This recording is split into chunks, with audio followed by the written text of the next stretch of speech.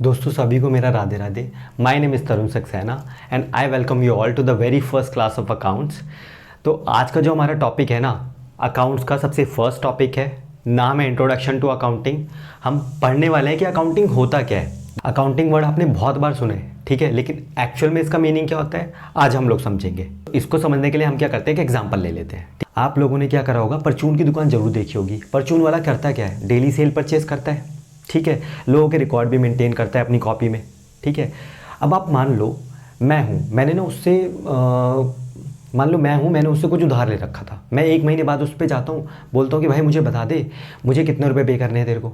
वो क्या करेगा, पहले नाम ढूंढेगा, पेज पलटेगा, ठीक है, टोटलिंग लगाएगा कि हाँ भाई कितना कितना सेल परचेज उसने करा था, ठीक है। उसके बाद मेरे को एक अमाउंट बता पाएगा।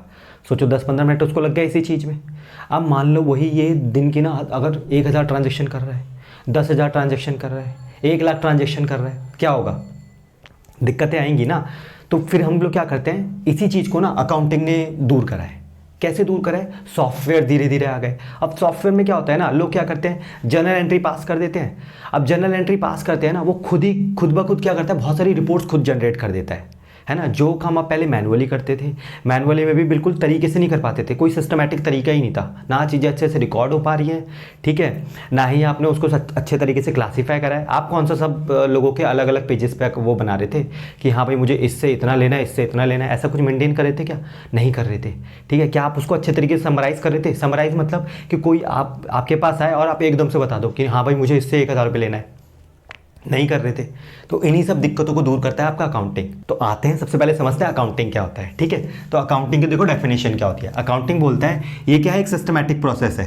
परचून वाला क्या कोई सिस्टमैटिक प्रोसेस फॉलो कर रहा था, बिल्कुल भी नहीं कर रहा था। यानी ये क्या है, सिस्टमैटिक प्रोसेस फॉलो करता है, रिकॉर्ड करता है, उसके बाद चीज़ों को क्लासीफाई करता है। देखो जब हम सॉफ्टवेयर का यूज़ करते हैं ना, तो उसमें हमें बस क्या करना पड़ता है, रिकॉर्डिंग करनी पड़ती है, मतलब हमें एक एंट्री पास करनी पड़ती है। उसके बाद खुद ब खुद क्लासीफाई भी वो कर देता है, ठीक है। मतलब हमें थोड़ी सी कमांड वगैरह देनी पड़ती है। ये सब चीज़ें ना आप लोग आगे जाके सीखोगे। हमने रिकॉर्डिंग की, चीज़ों को क्लासीफाई कर लिया कि कौन सा चीज़ कहाँ पर जानी चाहिए, क्लासीफाई कर लिया, ठीक है। आगे जाके ना ये सब इन सब के चैप्टर्स हैं। इस जैसे रिकॉर्डिंग मतलब जर्नल एंट्रीज आप पास करोगे, क्लासिफिकेशन में आप लेजर बनाना सीखोगे, समराइज में आप ट्रायल बैलेंस वगैरह बनाना सीखोगे। आपका एक सिस्टमैटिक प्रोसेस था जिसमें आपने चीज़ों को रिकॉर्ड किया, चीज़ों को क्लासीफाई किया, समराइज़ किया। जब समराइज़ कर लोगे, ठीक है, मतलब एक बर्ड आई व्यू मिलना चाहिए कि कोई भी आए और बता दे हाँ भाई इससे इतना पैसा लेना है या फिर इसको इतना पैसा देना है। समराइज़ हो गया। जब समराइज़ कर दोगे उसको, तो उसको तुम अच्छे से एनालाइज भी कर पाओगे ना। अब जैसे मान लो तुम लोग अपने नोट्स बनाते होंगे, ठीक है। नोट्स क्या होते हैं, एक तो पूरा डिटेल फॉर्मेट में बना लिए, फिर कभी कभी क्या होता है हम लोग ना शॉर्ट फॉर्मेट में भी नोट्स बनाते हैं, समरीज बना लेते हैं, ठीक है। जब समरीज बना लेते हो तो उसे जल्दी इंटरप्रेट कर पाते हो ना, एनालाइज करते हो उसको, इंटरप्रेट कर पाते हो। तो जब भी एनालाइज करते हो, इंटरप्रेट करते हो, तो उससे कुछ रिजल्ट निकलता है ना। कोई चीज़ तुम समझ रहे हो, ठीक है, अच्छे तरीके से उसको एनालाइज कर रहे हो, तो उससे कुछ रिजल्ट निकलेगा। उस रिजल्ट को तुम्हें कम्युनिकेट करना है। किसको कम्युनिकेट करना है, यूजर्स को कम्युनिकेट करना है। 2 टाइप के यूजर्स होते हैं, इंटरनल यूजर और एक्सटर्नल यूजर। 2 टाइप के यूजर्स होते हैं, इंटरनल और एक्सटर्नल, ठीक है। इंटरनल यूजर मतलब जो कंपनी के अंदर के बंदे हैं, ठीक है, और एक्सटर्नल यूजर मतलब जो कंपनी के बाहर के बंदे हैं। इंटरनल में कौन कौन आता है, जो जैसे कंपनी का ओनर हो गया, कंपनी का मैनेजमेंट हो गया। ओनर मतलब जिसने पैसा लगाया है, मैनेजमेंट मतलब जो डे टू डे वर्क को हैंडल करता है, ठीक है, जो डे टू डे वर्क को जो हैंडल करता है उसको बोलते हैं मैनेजमेंट, ठीक है। ओनर मतलब जिसने पैसा लगाया है, और मैनेजमेंट मतलब जो डे टू डे वर्क को हैंडल करता है, यानी कि मैनेजर, यानी कि मैनेजमेंट, ठीक है। एक्सटर्नल यूजर में कौन कौन आते हैं, जो कंपनी के बाहर के लोग होते हैं, जैसे कि एम्प्लॉयज़ हो गया। अब एम्प्लॉय कंपनी के अंदर का बंदा नहीं है ना, कंपनी के अंदर आके काम कर रहा है तो बाहर का ही ना। एम्प्लॉयज़ हो गए, बैंक्स हो गए, इन्वेस्टर्स हो गए, क्रेडिटर्स हो गए, गवर्नमेंट हो गए, ठीक है। अब ये सब किस में आ गए, एक्सटर्नल यूजर्स में आ गए। अब ये यूजर्स हैं कौन लोग, ठीक है, क्यों पढ़ रहे हैं हम लोग इनके बारे में। देखो इन सब यूजर्स का ना कुछ इंटरेस्ट होता है, ठीक है, इनका कुछ ना कुछ इंटरेस्ट होता है कंपनी या फर्म के अंदर। क्यों ये हमारी कंपनी की बैलेंस शीट को देखेंगे, क्यों ये हमारे प्रॉफिट एंड लॉस अकाउंट को देखेंगे, क्यों हमारे फर्म के अंदर इनका इंटरेस्ट है। कुछ ना कुछ तो काम जरूर करा होगा ना, इस वजह से इंटरेस्ट आ रहा है इन लोगों का।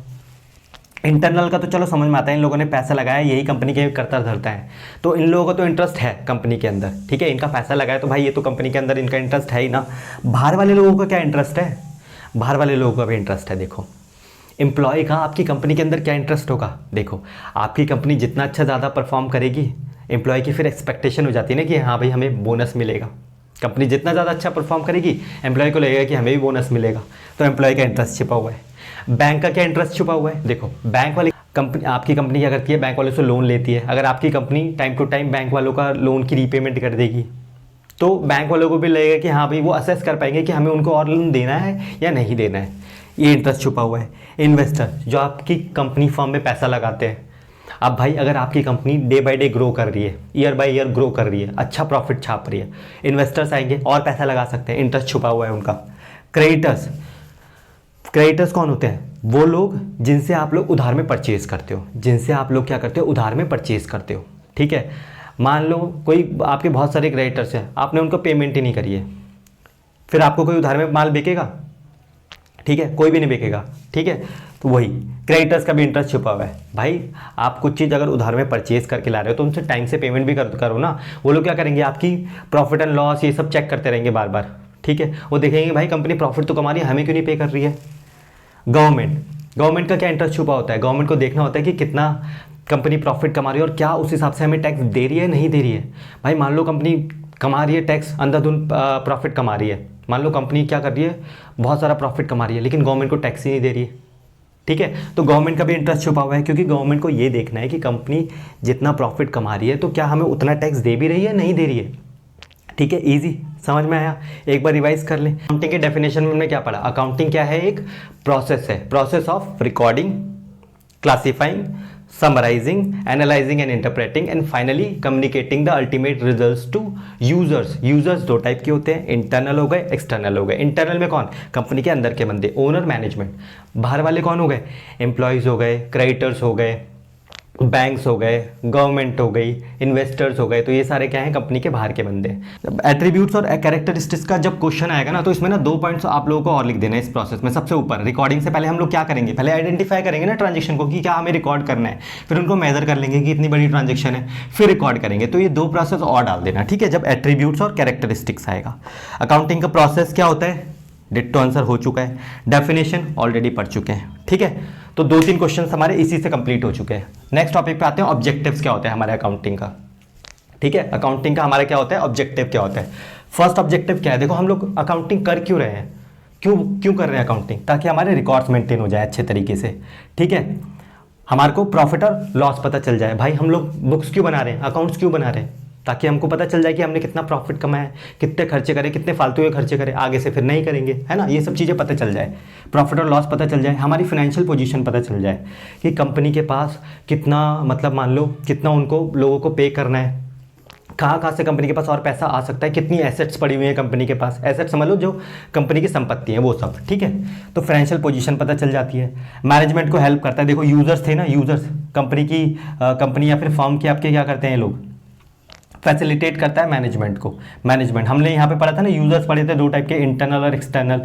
इंटरनल में ही आपका मैनेजमेंट आता था। ठीक है, मैनेजमेंट को भी काफ़ी सारी हेल्प मिलती है ना। आप भाई बुक्स बना रहे हो तो भाई मैनेजमेंट तो वैसे ही अंदर के बंदे हैं, उनको तो हेल्प मिलेगी। तो फैसिलिटेट करता है मैनेजमेंट को अकाउंटिंग इन्फॉर्मेशन टू यूजर्स। अब इसमें बाकी सारे बंदे आ गए, जैसे एक्सटर्नल वाले हो गए, इन सब की भी तो हेल्प हो जाएगी ना। ये लोग पता लगा पाएंगे कंपनी कितना अच्छा परफॉर्म कर रही है, क्योंकि इन लोगों का भी इंटरेस्ट छुपा हुआ है ना। तो ये 5 पॉइंट भी बहुत ईजी से। नेक्स्ट टॉपिक हमने क्या पढ़ा, ऑब्जेक्टिव्स क्या क्या होते हैं अकाउंटिंग के। ठीक है, एक एक करके फिर से रिवाइज कर लेते हैं। क्या क्या ऑब्जेक्टिव थे? रिकॉर्ड्स हमारे सारे के सारे मेंटेन हो जाए, अच्छे तरीके से प्रॉफिट और लॉस पता चल जाए हम लोगों को, हमारी फाइनेंशियल पोजीशन पता चल जाए। ठीक है, फाइनेंशियल पोजीशन पता चल जाए, मैनेजमेंट को बहुत सारी हेल्प हो जाती है, फैसिलिटेट करता है मैनेजमेंट को, और फिर बाकी सारी यूजर्स की बात भी लिख देनी है 5th पॉइंट में। ऑब्जेक्टिव्स भी खत्म हो गया हमारा। ठीक है, नेक्स्ट टॉपिक पे आ जाते हैं। नेक्स्ट टॉपिक है हमारा फंक्शंस क्या होते हैं अकाउंटिंग के। देखो फंक्शन, पहला पॉइंट डिट्टो सेम, सोचना ही नहीं है। डिटरमाइनिंग प्रॉफिट और loss, financial position, ditto point है, सोचना ही नहीं है। Facilitate management, same point. Accounting information to user, same point. ठीक है गाइस, कुछ भी नहीं करना है फंक्शन में। ठीक है, बुक्स में 10 चीज़ें लिख रखी है। ठीक है, लेकिन थ्योरी को पढ़ना कैसे है ना, मैं सिखाऊंगा आप लोगों को, दिक्कत ही नहीं होगी। फंक्शंस के 4 पॉइंट हो गए, बस एक पॉइंट आप लोगों को याद करना है, meeting legal requirement. Meeting legal requirement का मतलब क्या है? जैसे मान लो कंपनी का कोई केस ना, मान लो कोर्ट में चला जाता है, कंपनी ने मान लो टैक्स नहीं भरा। ठीक है, कोर्ट में क्या मामला, कोर्ट क्या करेगा भाई, तुम्हारी बुक्स मंगवाएगा ना, तुम्हारे रिकॉर्ड्स मंगवाएगा, तुम्हारी प्रॉफिट एंड लॉस मंगाएगा, बैलेंस शीट मंगवाएगा, चेक करेगा कि भाई तुम्हारा कितना टैक्स बनता था और तुमने एक्चुअल में कितना दिया है। ठीक है, तो वहाँ पर कोर्ट में भी काम आएगा ना, इसीलिए मीटिंग लीगल रिक्वायरमेंट। ठीक है, लिख देना है आपको। देखो जब बुक्स से आप करोगे ना, तो बुक्स में तो चीज़ें फैली हुई हैं। ठीक है, आपको तरीका मैं बता दूंगा कैसे करना है। थ्योरी में ना बिल्कुल भी दिक्कत नहीं आने वाली है। थ्योरी में बस दिक्कत ये है कि लोगों को तरीका नहीं पता है कि कैसे पढ़ना है। ठीक है, मैं आप लोगों को तरीका बताऊंगा, आप पढ़ते जाओ, आपको याद भी होगा अच्छे तरीके से, आप एग्जाम में भी लिख के आओगे और इस कोर्स तो अच्छा फिर आने ही आना है। ठीक है, तो फंक्शन भी हमारा हो गया है। 5 पॉइंट था, बस एक एडिशनल पॉइंट था जो आपको ढंग से याद कर लेना है। फिर आते हैं हम लोग एडवांटेज पर। अकाउंटिंग की क्या क्या एडवांटेज होती है, इनमें भी देखो पहले जो सेम पॉइंट्स है वो गौर कर लेते हैं। प्रॉफिट और लॉस और फाइनेंशियल पोजीशन वाला पॉइंट बिल्कुल सेम है। Facilitate management point, facilitate management वाला पॉइंट भी बिल्कुल सेम है। ठीक है, मीटिंग लीगल रिक्वायरमेंट वाला पॉइंट भी बिल्कुल सेम है। बस यहाँ पर क्या लिख रखा है इन्होंने, एविडेंस इन कोर्ट लिख रखा है। भाई यहाँ पर भी तो हम एविडेंस इन कोर्ट की ही बात कर रहे थे। ठीक है, कि कोर्ट में एविडेंस के तौर पर काम आएंगे तुम्हारे रिकॉर्ड, तो ये वाला पॉइंट भी बिल्कुल सेम है। 3 पॉइंट्स बस अलग हैं, तीनों के बारे में डिस्कस कर लेते हैं one by one. Replaces memory. भाई जब आपने सारी चीज़ों के रिकॉर्ड बना ही लिए हैं तो क्या आपको माइंड में याद करने की ज़रूरत है क्या, चीज़ों को याद रखने की ज़रूरत है क्या। ठीक है, परचून वाला काम थोड़ा ना कर रहे हो आप कि आपको पता रहे, दिमाग में आपको याद रखना पड़ेगा कि हाँ भाई इससे इतना लेना है, इससे। और अकाउंटिंग के अंदर सब चीज़ रिकॉर्ड है ना, सॉफ्टवेयर के अंदर सब चीज़ रिकॉर्ड, क्लिक करके देख लो, पता चल जाएगा। रिप्लेस कर देता है आपकी मेमोरी को। कंपैरेटिव स्टडी और फैसिलिटेट लोन। जब भाई देखो आपको किस तरीके से रिकॉर्ड बना रहे हैं कि कंपैरिजन हो पाए। ठीक है, पिछले साल को इस वाले साल से मैं अच्छे तरीके से कंपेयर कर पाऊंगा। भाई मेरे को ट्रेंड पता चल जाएगा कि हाँ भाई मैंने पिछले साल से इस साल कितनी ग्रोथ करी है। ठीक है, कितना ज़्यादा इस बार प्रॉफिट हुआ है, कितने ज़्यादा मेरे इस बार खर्चे हुए हैं, कंपैरेटिव स्टडी में काम आ जाएगा। फैसिलिटेट करता है लोन के अंदर। भाई जब बैंक से लोन लेने जाते हो तो बैंक वाले क्या करते हैं, आपके रिकॉर्ड मांगते हैं ना, आपकी आईटीआर मांगते हैं, आपकी बैलेंस शीट्स मांगते हैं, आपके पीएनएल मांगते हैं। ठीक है, यानी कि लोन लेने में भी काम आता है। अगेन एडवांटेज में 3 पॉइंट बिल्कुल सिमिलर थे, 3 पॉइंट नए थे। 3 पॉइंट नए कौन कौन से थे, एक तो आपकी रिप्लेस कर देता है मेमोरी को। ठीक है, कंपैरेटिव स्टडी और फैसिलिटेट लोन, कंपैरेटिव स्टडी और फैसिलिटेट लोन। रोल पर आ जाते हैं। रोल क्या क्या है अकाउंटिंग के। अकाउंटिंग रिकॉर्ड वाला पॉइंट बिल्कुल सेम है। फैसिलिटेट मैनेजमेंट वाला भी पॉइंट बिल्कुल सेम है। ठीक है, एविडेंस इन कोर्ट वाला पॉइंट बिल्कुल सेम है। कंपैरेटिव स्टडी वाला पॉइंट बिल्कुल सेम है। फैसिलिटेट लोन वाला पॉइंट भी बिल्कुल सेम है। ये अदर्स का बुक के अंदर ना आपको अदर के अंदर दे रखा होगा, अदर के अंदर ना वाला पॉइंट लिख रखा होगा फैसिलिटेट लोन। ठीक है, आपको ना क्या करना है, तरीके से पढ़ना है। ठीक है, चीज़ें ईजी हैं, ईजी बस बनाना आना चाहिए। ठीक है, आप लोग क्या करते हो, बुक में देखा नहीं भाई 15 पेजेस में दे रखा है। ठीक है, 15 पेजेस में दे रखा है, टफ लगता है, लग रहा है टफ, कुछ भी नहीं है, रोल भी खत्म हो गया। आता है लिमिटेशंस पर। अकाउंटिंग की क्या है, कुछ लिमिटेशंस भी हैं। अब क्या क्या लिमिटेशंस है देखो, नॉट फुल्ली एग्जैक्ट और अनरियलिस्टिक इन्फॉर्मेशन। ये 2 पॉइंटों को ना मैं एक साथ करके समझाऊंगा आपको, क्योंकि दोनों पॉइंट बिल्कुल इंटर रिलेटेड है। देखो not fully exact, accounting fully exact क्यों नहीं होती, क्योंकि इसमें क्या करते हैं हम लोग, बहुत सारे एस्टिमेट्स का यूज़ करते हैं। ठीक है, एस्टिमेट के लिए एक एग्जांपल ले लेते हैं। चलो, बहुत सारी बैटिंग ऐप आती है। उन बैटिंग ऐप में हम क्या करते हैं, जैसे मान लो क्रिकेट मैचेस होते हैं। ठीक है, तो उसमें हम प्रेडिक्शन करते हैं कि आज इंडिया जीतेगी, इंडिया हारेगी। अब हर बार आपकी प्रेडिक्शन तो सही जाती नहीं होगी, आपने भी एस्टिमेट लगाया ना भाई, वो एस्टिमेट कभी सही जा सकता है, कभी गलत जा सकता है। सेम चीज़ होती है अकाउंटिंग के अंदर। अकाउंटिंग में भी हम बहुत सारे एस्टिमेट्स लगाते हैं। अब वो एस्टिमेट्स हो सकता है कभी ठीक चले जाएँ, हो सकता है कभी गलत भी हो जाए। ठीक है, तो डिपेंड करता है। इसलिए क्या होती है, हमारी अकाउंटिंग फुल्ली एग्जैक्ट नहीं होती है, इसलिए उससे अनरियलिस्टिक इन्फॉर्मेशन भी मिलती है, यानी कि कभी कभी रियलिस्टिक इन्फॉर्मेशन नहीं भी मिलती है हमें। ठीक है, तो ये दोनों पॉइंट्स भी हो गए। नेक्स्ट हमारा पॉइंट क्या है, इग्नोर्स क्वालिटेटिव एलिमेंट। अकाउंटिंग क्या करती है, कभी कभी क्वालिटेटिव एलिमेंट्स को इग्नोर करती है। देखो अकाउंटिंग मतलब क्या, पैसा। ठीक है, अकाउंटिंग सिर्फ पैसे वाली चीज़ों को देखती है। क्वालिटी, ठीक है, स्किल्स इग्नोर कर देती है कभी कभी। ठीक है, किसमें कितनी क्वालिटी है, कितनी स्किल्स है, इग्नोर कर देती है। Ignore price level changes. Accounting क्या करती है, प्राइस लेवल चेंजेस को इग्नोर करती है, क्योंकि अकाउंटिंग के अंदर हम ज़्यादातर चीज़ें क्या करते हैं, कॉस्ट पे दिखाते हैं। अब भाई मान लो मैंने आज बिल्डिंग खरीदी 10 लाख रुपए की, 5 साल बाद भी क्या 10 लाख रुपए की वैल्यू रहेगी क्या, नहीं रहेगी। लेकिन हमारी बुक्स में तो क्या है, वो 10 लाख रुपए भी दिख रही है ना। यानी कि उसने क्या करा है, प्राइस लेवल चेंजेस को इग्नोर कर दिया। नेक्स्ट और इंपॉर्टेंट पॉइंट, ये पता है मैंने ब्लू में इसलिए लिखा है क्योंकि ये सेपरेट क्वेश्चन भी आ सकता है विंडो ड्रेसिंग के ऊपर। विंडो ड्रेसिंग क्या होती है, अकाउंट के अंदर कुछ मैनिपुलेशन कर देना। ठीक है, आपके मान लो फाइनेंशियल पोजीशन बहुत ज़्यादा बेकार है, आप लॉसेस में हो। ठीक है, लेकिन मान लो आपने अपने आप को बहुत ज़्यादा प्रॉफिट में दिखा दिया, या फिर इसकी अपोजिट सिचुएशन भी हो सकती है।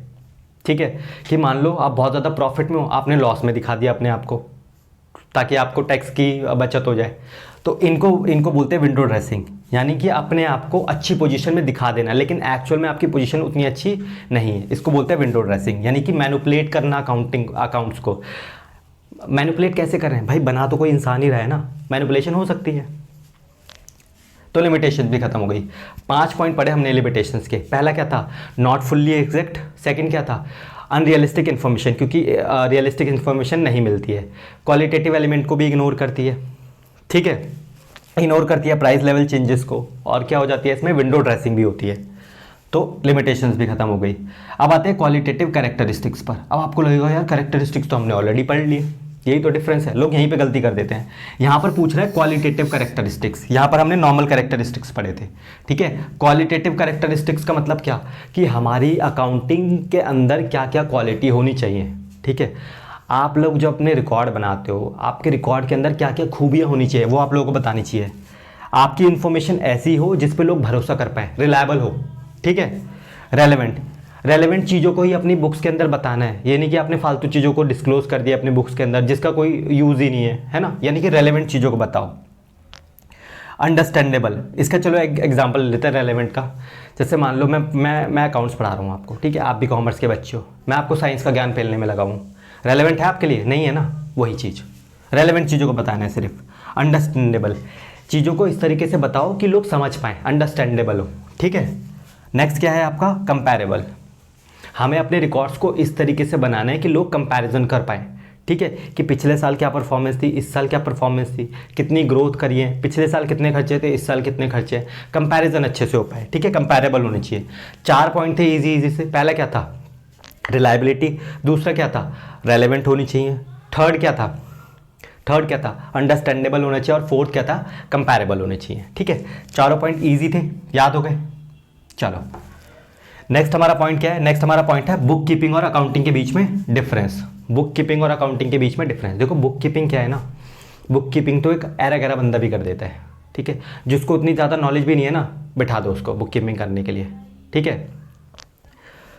तो बुक कीपिंग तो कोई भी कर लेता है, जिसको ज़्यादा नॉलेज नहीं है ना वो बुक कीपिंग कर लेता है। लेकिन अकाउंटिंग के लिए क्या है, थोड़ा सा नॉलेजेबल बंदा चाहिए, ठीक है, क्योंकि अकाउंटिंग के अंदर देखो ये सारे प्रोसेस इन्वॉल्व है। रिकॉर्ड करना पड़ता है, उनको क्लासीफाई करना पड़ता है, समराइज करना पड़ता है, एनालाइज भी करना पड़ता है, ठीक है, एनालाइज भी इन्वॉल्व है इसमें। फिर उसके रिजल्ट्स को यूजर्स को कम्युनिकेट करना पड़ता है। लेकिन बुक कीपिंग में क्या होता है ना, सिर्फ स्टार्टिंग के 3 स्टेप्स इन्वॉल्व है, आइडेंटिफिकेशन, मेजरमेंट और रिकॉर्डिंग। आइडेंटिफिकेशन, मेजरमेंट और रिकॉर्डिंग, सिर्फ 3 ऊपर के 3 प्रोसेस आते हैं बुक कीपिंग के अंदर, और अकाउंटिंग के अंदर सारे प्रोसेस आते हैं। देखो यहाँ पर मैंने एंटायर प्रोसेस लिख दिया है ताकि आप लोगों के समझने में ईजी हो जाए। स्कोप खत्म हो गया। स्टेज क्या है, प्राइमरी स्टेज है, और ये क्या है, सेकेंडरी स्टेज है। प्राइमरी और सेकेंडरी क्यों, क्योंकि यहाँ पर देखो 3 स्टेप्स आ रहे थे, जहाँ पर बुक कीपिंग खत्म होती है वहीं से किसकी शुरुआत होती है, अकाउंटिंग की शुरुआत होती है, इसलिए ये प्राइमरी, उसके बाद होता है सेकेंडरी।